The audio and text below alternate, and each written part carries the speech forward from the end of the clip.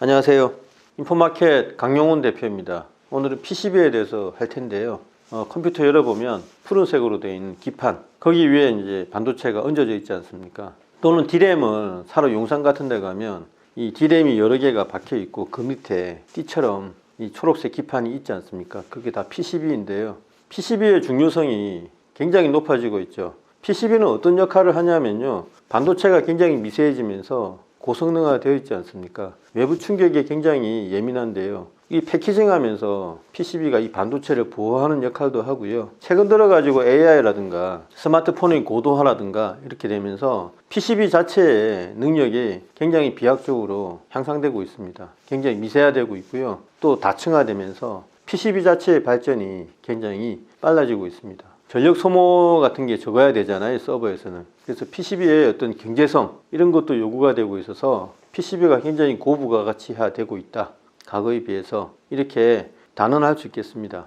PCB가요 종류가 굉장히 많아요. 일반 투자자들이 보면 이게 헷갈릴 정도로 많은데 FC, BGA 계열도 있고요. 그 다음에 FPCB라는 것도 있고, 연성 해로기판을 말하는 거죠. MLB라는 것도 있고, 용어가 헬란해 가지고 굉장히 헷갈립니다, 일반 투자자들은. 그래서 제가 간략하게 정리를 해드리는데 어렵게 생각하실 것 없고 세 가지로 그냥 생각하시면 됩니다. 우선 FPCB, 연성 해로기판인데 그거는 딱딱한 PCB가 아니고요, 스마트폰이나 디스플레이 기기의 특수한 부분에 들어가는 휘는 PCB를 말하는 거거든요. 그것도 고부가 제품이죠. 특수하게 휘어야 되는 부분에서 반드시 사용되는 부품이기 때문에 예전부터 거기 특화된 기업들이 많습니다. 대표적인 게 인터플렉스죠. BH도 물론 이제 이 두 회사가 이 연성 해로기판을 합니다. 그 다음에 이제 FCBGA라고요. 삼성전기가 대규모의 투자를 한다, 일본 기업이 뒤지지 않기 위해서, 이런 이야기를 들어보셨을 텐데, 플립칩 볼 그리드 어레이라고 해서 예전에는 와이어 본딩이라고 해서 수염 같은 거, 금색으로 된 거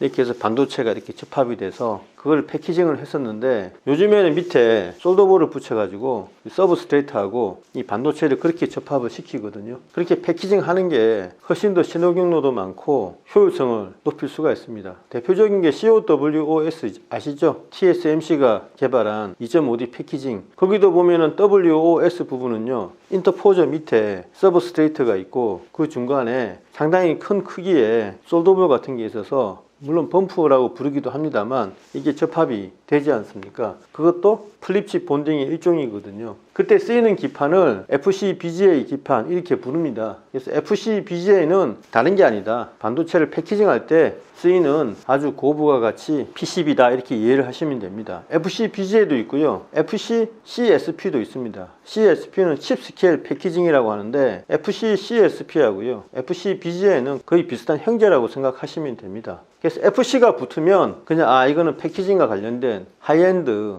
PCB구나, 이렇게 생각하시면 되죠. 거기에 관련된 회사들이 심텍도 있고요, 대덕전자도 있고, 여기서는 없지만 삼성전기도 있습니다. 그리고 일본 회사가 있죠. 이비덴이 있고 신코덴키가 있는데, FCBGA는요 시장이 한 4단계로 분류가 되거든요. 제일 위에 있는 게 어려운 게 서버용, 서버 시장에서 FCBGA가 쓰이고요. 그 다음이 CPU하고 GPU에 쓰이는데, CPU, GPU 시장에는 이제 삼성전기라든가 이런 회사들이 들어가 있죠. 그래서 이제 그 밑에가 오토모티브라고 해서 자동차용 그 FCBGA 시장이 있고요. 컨슈머 IT 기기용 FCBGA 시장이 있는데, 그 시장은 대덕전자가 점유율을 높이기 위해서 활약을 하고 있습니다. 대덕전자는 약간 아래 단계, 삼성전기는 그 위 단계인데, 최고의 이제 단계에서는 이비덴하고 신코덴키가 시장 장악력을 가지고 있습니다. 그래서 FCBGA는 그렇게 되고요. 그 다음에 MLB는 뭐냐면 다층 해로기판인데, 주로 어디에 쓰이냐면요, 네트워크 장비에 많이 씁니다. 마더보드에도 많이 쓰이는데, PC를 열었을 때 메인보드가 단층인 줄 알지만 그게 이미 6층이라고 하고요. 그 다음에 이제 우리가 그래픽카드, 그것도 얇아 보이지만 8층과 10층 사이라고 합니다. 그리고 네트워크에는 몇십 층까지 쌓아 올릴 수 있죠. 국내에는 이수페타치스가 이 MLB의 전문 기업으로 알려져 있는데 최고 40층까지 쌓을 수 있는 기술이 있다고 합니다. 여기 미국에는 이제 TTM이라는 회사가 있는데, 글로벌하게는 이제 고다층 MLB 시장에서 1위 업체라고 알려져 있고요. 요거 말고 선단 MLB라고 있는데 거의 100층 이상을 쌓을 수 있는 그런 게 필요하다고 합니다. 그거는 어디서 하냐면 일본의 히타치하고요, 후지츠라는 두 회사가 하죠.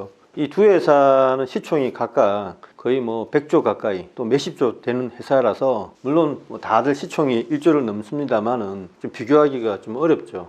어쨌든 그 회사가 두 회사가 100층 이상의 MLB를 생산한다고 합니다. 최근 들어서는 새로운 사용처가 프로브 카드, 그러니까 HBM 시대에 접어들어서 HBM이 웨이퍼에서 떼내는데 웨이퍼에 대략 600장을 떼내거든요. 제 엄지손가락의 절반 크기라서 12인치 웨이퍼에서 굉장히 많은 수를 떼냅니다. 근데 프로브 카드가 검사하는 게 이 칩을 떼내기 전에 웨이퍼 단계에서 정기적 검사를 하는 거니까요. 그래서 그 프로브 카드에서 그 검사를 할 때 워낙 이 기판이 복잡하기 때문에 정기적 검사를 할 때 고다층 PCB가 필요한데 그때 PCB의 층수가 100층 이상이라고 합니다. 새로운 시대가 열린 거죠. 이게 종류가 세 가지라고요. FCBGA, 연성 회로 기판, 그 다음에 MLB, 이 세 가지만 알고 계시면 대략 모든 이 PCB 회사들이 이 셋 중에 하나라고 생각을 하시면 되겠습니다. MLB 할 때 그 수직으로 이제 이 교신을 해야 될 때 그게 BR라는 개념이 나오거든요. VIA. 그게 Vertical Interconnect Access인데 TSV. 그러니까 뚜루 실리콘 BR라고 할 때 실리콘을 뚫는 BR.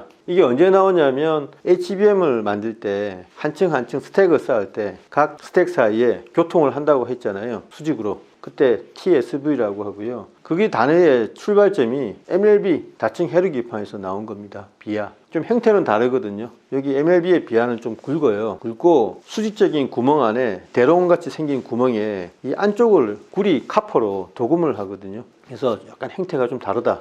이것만 알아두시면 됩니다. 어쨌든 오늘 시작해 볼 텐데요. 코리아 서킷은 최근 들어서 주가가 좋죠. 흐름이 좋은 게 이게 CXL 관련주로 분류가 되면서 투자자들이 일감을 하고 있습니다. 매출을 보면요, 23년 매출인데 아직까지 결과가 안 나왔지 않습니까? 증권사의 예상치를 넣어가지고 해봤더니 22년 대비해서 매출액이 14% 줄어든다 이겁니다. 영업이익은 마이너스 220억으로 적자 전환을 했거든요. 실적은 좋지 않은데 차트는 좋습니다.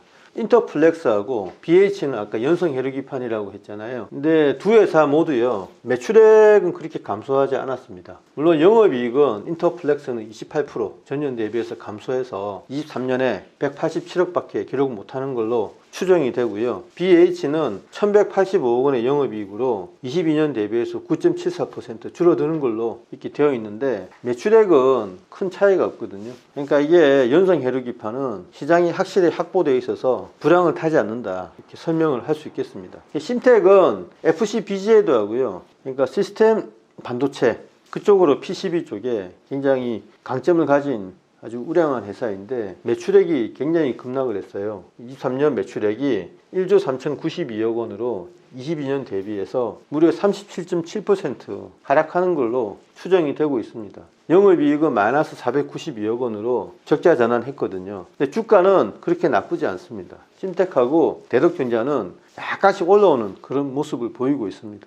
대덕전자는요, 23년 매출액이 9,210억 원으로 전년 대비해서 30% 감소하는 걸로 이렇게 추정이 되어 있고요. 영업이익은 무려 88% 줄어들어서 274억을 기록하는 걸로 나와 있습니다. 대덕전자 같은 경우는요, 특이하게 MLB하고 FCBGA를 둘 다 하거든요. 그래서 MLB도 그렇고 FCBGA도 그렇고 이게 실적이 다 안 좋았다 이겁니다. 거기에 반해서 이수페타시스는요, MLB만 하는 회사인데 엔비디아의 선택을 받았죠. 그래서 엔비디아형으로 수주를 받아가지고 오히려 매출액은요, 전년 대비 5.7% 증가한 6,799억 원을 기록하는 걸로 추정이 되어 있습니다. 대단한 일이죠. 다 마이너스인데 혼자만 여기도 플러스이긴 한데 플러스 폭이 얼마 안 되잖아요. 거의 혼자서 플러스를 냈죠. 하지만 영업이익은 41% 감소해서 683억 원을 기록하고 있습니다. 이에 대해서 회사 측은 어떻게 설명을 하고 있냐면 엔비디아로부터 고사양 MLB PC를 주문을 받았는데 재료라든가 그 다음에 엔비디아의 요구를 맞추다 보면 최신식 장비를 들여야 돼서 그런 것들 때문에 마진율이 조금 줄어들었는데 올해인 24년부터 마진율이 굉장히 늘어날 거라고 회사 측에서는 예상을 하고 있습니다. 좀 지켜봐야 되겠죠. 그 다음에 해성 DS는요, 자동차 리드 프레임하고 패키지 서비스 데이트 만드는 회사인데 일종의 원재료를 생산한다 이렇게 생각을 하시면 되겠습니다.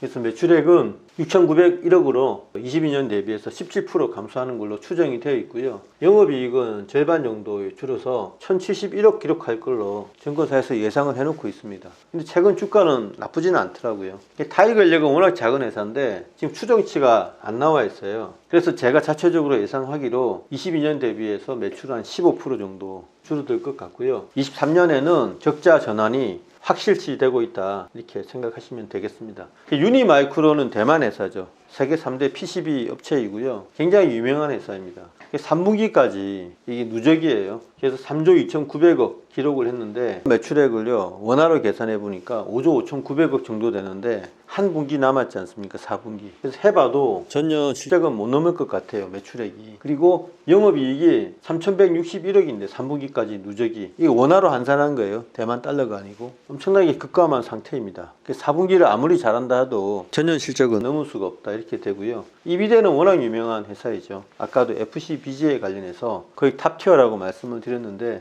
이 이비대는요 2분기까지입니다. 왜냐하면 일본 회사들은 3월달에 결산이 끝나잖아요. 그래서 23년 3월달에 22년 해기가 끝났거든요. 그래서 6월이 1분기고 작년 9월이 2분기가 되니까 2분기까지 누적을 해서 해보니까 1조 7,056억 원의 매출액을 기록을 했어요.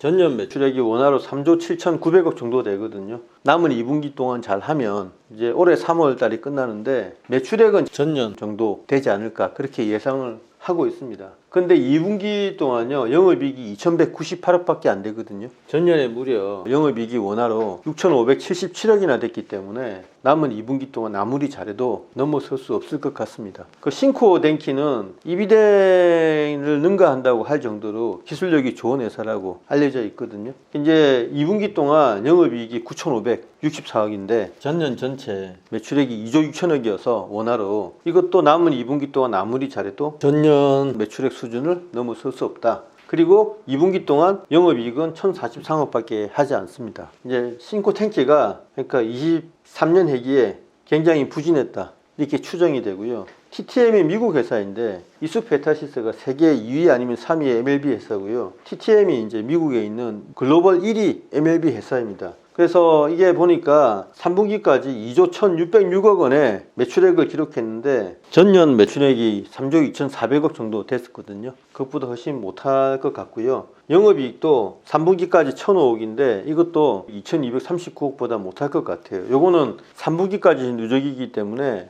남은 분기가 한 분기밖에 없거든요. 그래서 만회하려면 이미 끝났겠죠. 수정치가 이제 나오지 않았는데 좀 있으면 나올 거예요. 실적이 그렇게 좋지가 않다. TTM도 이렇게 전년 대비해서 말씀을 드릴 수 있겠습니다.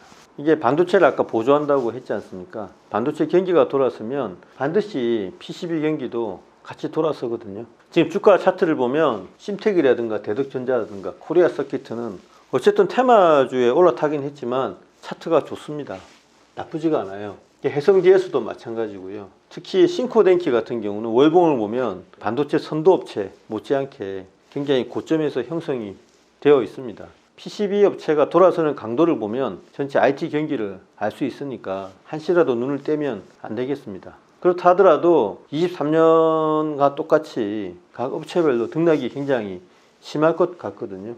대표적인 게 BH이지 않습니까? 연성 해류기판 업체인데 주가가 이상 급락을 하고 있거든요. 반면 인텔플럭스는 또 꿈틀꿈틀 올라가고 있거든요. 비슷한 품목인데도 회사들 간의 주가 등락이 엇갈린다 이겁니다. 그리고 대덕전자 같은 경우도 좋고요. 이수페타시스 같은 경우는 뭐 연초에 5배 이상 올랐죠. 연초 주가에. 그래서 최고의 상승률을 기록한 종목이었는데 갑자기 고점에서 꺾였어요. 그래서 이런 종목들도 속출할 것 같고요. 등락이 심할 것 같다 이런 생각이 듭니다. 빠르게 순환 매매가 이루어지니까 항상 주의를 기울여야 된다 이렇게 말씀을 드리고 싶습니다. PCB 간단한 설명이었습니다. 네, 감사합니다.